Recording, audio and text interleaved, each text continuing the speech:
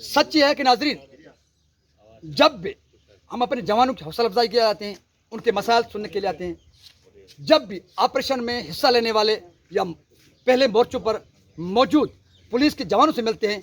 बहुत सारी शिकायत के साथ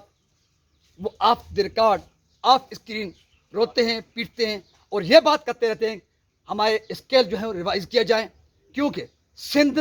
के सवा पंजाब, KPK और बलूचिस्तान में तमाम सूबे में स्केल रिवाइज किए गए हैं। अगर पुलिस के जवानों के मौके में पुलिस में मौजूद जवानों के अगर स्केल रिवाइज नहीं हुए हैं, वो सिर्फ सिंध सरकार ने नहीं किए, जिनके पास नारा है GA भुट्टो का, जिनके पास नारा है रोटी कपड़ा और मकान का, लेकिन ये रोटी कपड़ा और मकान वाले अब रोटी और कपड़ा और मकान छीने पे उतर आए हैं। और जो पुलिस,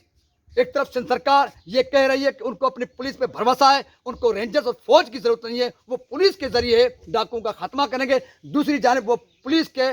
स्केल रिवाइज करने के लिए तैयार नहीं है, पुलिस को सहूलियत देने के लिए तैयार नहीं है, पुलिस की पुष्टपनाही करने के लिए तैयार नहीं है, पुलिस को रिसोर्स देने के लिए तैयार नहीं है। सरकार से मैं पूछना चाहता हूं, क्या आपने ठेका लिया है कि पुलिस के जवानों को इन कागज के डब्बों में बिठाकर आप मुसलसल डाकुओं से मरवाते रहेंगे? आप पुलिस के जवानों के स्केल रिवाइज नहीं करेंगे, उनको तनख्वाहों में इजाफा नहीं करेंगे, उनको रिसोर्सेज फराहम नहीं करेंगे, और आप पुलिस को नफसियाती दबाव में रखकर अपने वडेरों, जागीरदारों, वजीरों, मशहूर के साथ गुलाम करते रहेंगे? मैं समझता हूँ इस किस्म की बदमाशी की अभी गुंजाइश नहीं। सिर्फ सरकार को फौरन इस ऑपरेशन से पहले मैं कहता हूं कल वज़ीर आला सिंध सैयद मुराद अली शाह को इन पुलिस के जवानों के, सिंध पुलिस के जवानों के स्केल रिवाइज करके नोटिफिकेशन जारी करना चाहिए, ताकि जो पुलिस मुसलसल डाकुओं के हाथों मरी है, जो पुलिस मुसलसल बोतारों, जागीरदारों, वडेरों के हाथों बेबस है, उस पुलिस के जवानों के पास एक हौसला है और उनमें उम्मीद पैदा हो कि सिंध सरकार वाकई उनके पीछे खड़ी है।